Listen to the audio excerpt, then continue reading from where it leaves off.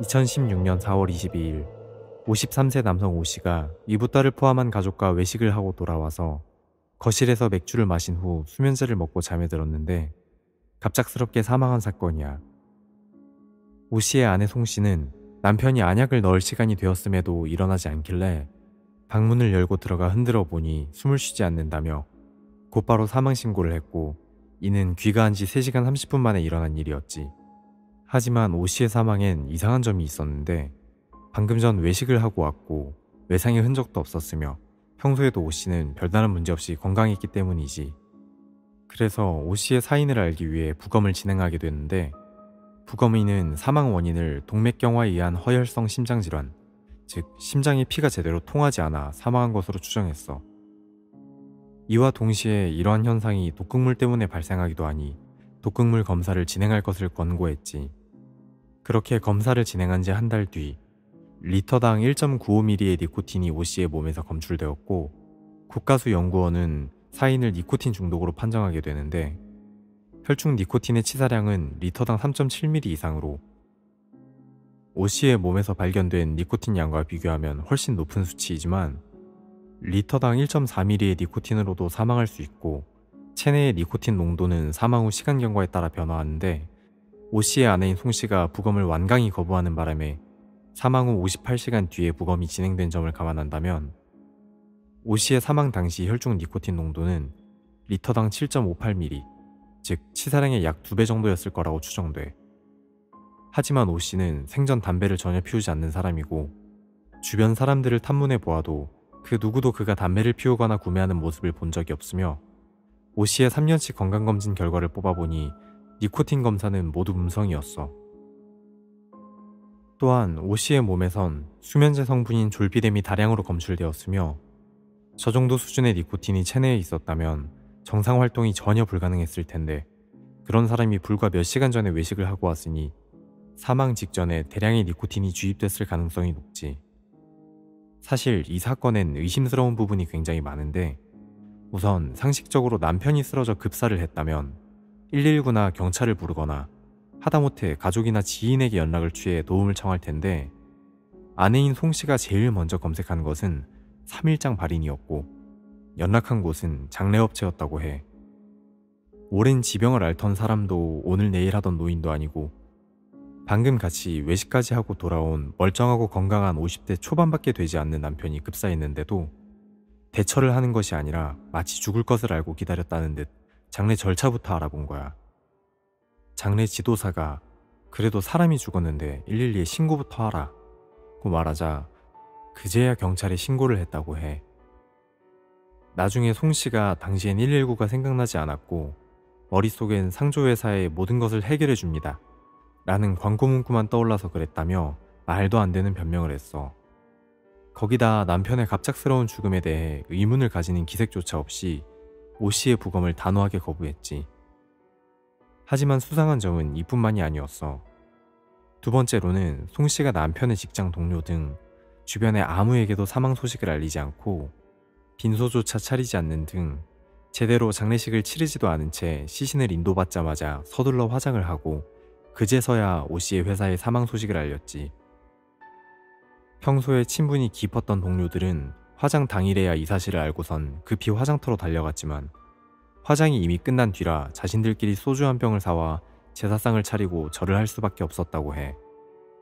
이렇게 아내의 마음대로 장례식과 상속 절차를 진행할 수 있었던 것은 오 씨는 아내 송 씨 쪽을 제외한 직계 유가족이 없어서 의문을 제기할 가족이 아무도 없었기 때문이야.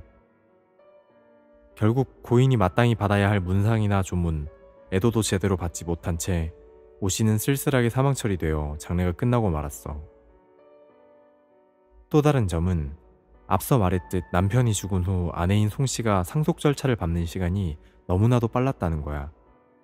송 씨는 5월 2일 남편이 죽은 지 고작 열흘 만에 남편이 20여 년간 검소하게 생활하며 모아온 10억 원 상당의 재산을 곧바로 처분해 자신의 이름으로 돌렸어.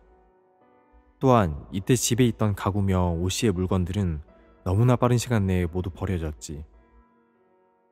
그리고 다시 일주일 뒤인 5월 9일 금융계좌를 해지하여 약 2억 2천만 원의 예금 또한 본인이 챙겨갔으며, 10일에는 남편의 직장을 찾아가 퇴직금 4,700만 원과 남편 명의로 가입되어 있던 보험 계약을 전부 해지하고 환급금 신청을 했다고 해. 이때 송 씨가 퇴직금과 보험금을 청구할 때 함께한 인물이 포착되었는데 그 남자의 이름은 황 씨였고 황 씨는 송 씨의 내연남이었어. 오 씨 회사에 들렀던 송 씨 자동차 운전석에 앉은 인물도 오 씨 사망 당시 송 씨에게 상조회사 연락처를 알려준 사람도 오 씨가 사망한 뒤 이삿짐 센터에 연락해 아파트 내 가구들을 모두 폐기한 것도 전부 황 씨의 지시였지. 황 씨와 송 씨가 만난 계기는 사건 2년 전 황 씨가 여행사 가이드로 일하던 중 중국 마카오 여행을 하던 송 씨를 만나 불륜 관계를 맺어온 것으로 파악됐어. 송 씨는 황 씨를 사업 파트너라고 변명했으나 그는 잠시 실직 상태인 것도 아니고 무직이었으며 40대가 넘도록 살면서 일정한 수입이나 직업을 가진 적이 없었고 심지어는 마카오나 강원랜드 등에서 진 도박빚으로 신용불량 상태인 사람이기에 사업 파트너라는 말은 납득할 수 없었지. 이후 남편보다 더 자주 통화하고 2차례 같이 해외여행을 다녀오며 일주일에 5일간 임대 아파트에서 만나고 접촉하는 광경이 확인되어 더더욱 단순 동업자 관계라고 볼 수는 없었어. 나중에 밝혀진 사실로 아내 송 씨는 남편과는 주말 부부로 살면서 집에서 고작 15분 거리인 곳에 자기 명의의 임대 아파트를 얻어 그곳에서 내연남인 황 씨와 주중 부부로 사는 두 집 살림을 해왔다고 해. 지방에 근무하며 회사 기숙사에서 지내고 집에는 일주일에 한두 번 정도 오는 오 씨의 직업 특성상 가능한 일이었지. 오 씨와 송 씨는 2010년 결혼정보회사를 통해 만나 1년 정도 교제를 하다가 2011년부터 동거해 왔는데 혼인신고는 오 씨가 숨지기 2달 전인 2016년 2월 29일로 뒤늦게 이루어졌어. 송 씨는 남편이 작성해준 혼인신고서를 행정기관에 제출했다고 진술했는데 이 혼인신고서에서도 이상한 점이 발견되었어. 평소에 짠돌이라는 별명이 있을 정도로 검소했던 성격의 오 씨가 혼인신고한 지 2달이나 지났으나 사망할 때까지도 회사에 가족수당을 신청하지 않았다는 점과 혼인신고를 하기 전에 송 씨가 오 씨에게 이름의 한자와 주민등록증 사진을 자신에게 보내달라 요청한 점이야. 알고 보니 이 혼인신고는 오 씨 몰래 이루어졌다고 해. 이는 혼인신고서에 기재된 오 씨의 한자 이름이 과하게 정성스럽게 써진 것을 의심해 필적 감정을 의뢰했는데 오 씨가 직접 쓴 글씨가 아닌 것을 확인하여 알아낸 거야. 게다가 혼인신고서 증인란에는 황 씨의 이름이 버젓이 적혀 있었지.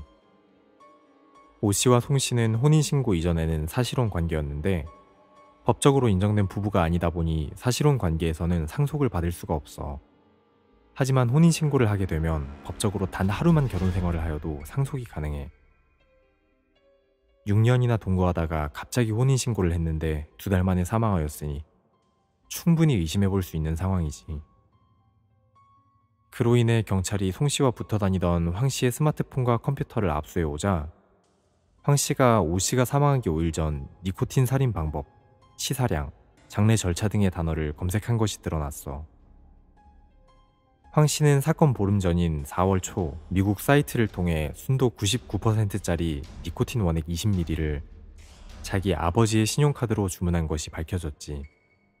이 고농도 액상 니코틴은 허가를 받아야 제조하고 유통할 수 있지만 국외 사이트를 통해 음성적으로 거래되고 있었다고 해. 그 니코틴 원액은 상하이에서 국제우편을 통해 송 씨의 집으로 배달됐는데 그 후 일주일 만에 오 씨가 니코틴 중독으로 사망한 거지. 게다가 송 씨가 사건 직후 남편의 통장에서 유산인 1억 3천만 원을 인출해 그중 1억 500만 원을 황 씨의 계좌로 송금한 사실이 밝혀지면서 누가 봐도 송 씨가 황 씨와 공모해 남편 오 씨의 재산을 목적으로 살해하였다고 결론이 났지. 경찰의 끈질긴 내사 끝에 8월 21일 송 씨와 황 씨는 살인 및 사기미수 혐의로 구속되었어. 이 둘은 범행 직후 모든 재산을 챙겨 중국으로 떠났는데 남은 재산을 처분하기 위해 송 씨가 잠시 귀국하였고 재산을 모두 정리하고 필리핀으로 다시 도주하려던 송 씨가 출국 금지를 당하면서 도피가 무산되어 8월 17일 검거되었어.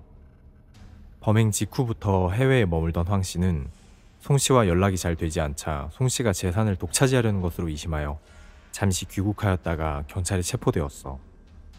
하지만 문제는 직접적인 살인 방법은 끝내 확인되지 않았기에 확실한 유죄 입증이 어려웠고 범인들은 자백을 하지 않고 끝까지 혐의를 완강히 부인하며 결백을 주장했어. 니코틴과 관련된 직접 증거가 나온 게 없었기에 법조계에선 무죄 확률 50%란 말이 나올 정도였으며 주사 바늘이나 자국이 몸 어디에서도 발견되지 않았고 원액으로 마셨다기엔 니코틴 원액을 그대로 들이마셨다면 다 토해내거나 입 주변에 화상의 흔적이 있어야 하는데 그 어떤 흔적조차 없는 상황이었어. 그렇다면 음식에 섞어 먹었을 가능성밖에는 남지 않았는데 물에 탔다고 보기엔 니코틴 원액이 무색 묻히더라도 쓴맛이 난다는 특징이 있어 몰래 먹였다고 하기엔 설득력이 낮았어. 송 씨가 맥주에 니코틴을 타 오 씨가 쓴맛을 느끼지 못했을 수도 있지만 해당 사건이 국내 최초로 니코틴을 이용한 살인사건이다 보니 치사량이 몸 안으로 들어오면 얼마 만에 사망에 이르는지에 대한 연구가 없어서 검찰은 섣불리 단정하지 못하고 있었어. 이에 국과수에서 동물 실험을 진행하였는데 저농도의 니코틴을 투여했을 때는 단순 구토 증세만 보이지만 고농도의 니코틴을 투여하자 2, 3분 새 경련을 일으키며 바로 사망에 이르렀어. 즉, 고농도의 니코틴을 투여할 경우 구토 같은 거부 증세 없이도 바로 사망할 수 있음을 입증한 것이지. 하지만 송 씨와 오 씨는 끝까지 자신들의 범행을 인정하지 않았고 검찰 공소장 내용이 구체적이지 않고 니코틴으로 살해했다는 증거가 없으며 니코틴 원액을 구입만 했을 뿐이라고 이야기하며 송 씨는 오 씨가 단순 자살했다고도 주장했지. 빠르게 시신을 화장한 것에 대해서는 과거 등산하던 오 씨가 눈을 다친 적이 있었는데 사람 일은 알 수 없으니 나는 연고가 없는 사람이니까 내가 죽으면 아무도 부르지 말고 화장하라 고 말했다며 자신의 행동에 정당성을 부여했어. 하지만 다행히 법원에서는 이런 주장을 받아들이지 않았고 외부인 침입 가능성과 자살 가능성이 전혀 없고 직접 증거는 없지만 확실한 범행 동기와 방법이 매우 치밀한 전형적인 교살로 정황 증거가 너무도 뚜렷하여 범인들에게 무기징역을 선고했어. 이때 피고인과 검찰이 쌍방 항소를 했으나 2심에서도 법원은 1심과 동일하게 무기징역을 선고했다고 해. 범인들은 상고했으나 대법원에서 상고가 기각되어 송 씨와 황 씨는 모두 무기징역이 확정되었지. 이들은 마지막에 마지막까지 죄를 인정하지 않고 발악하며 재심을 청구했으나 2019년 4월 이 또한 기각되어 현재 교도소에서 복역 중이라고 해.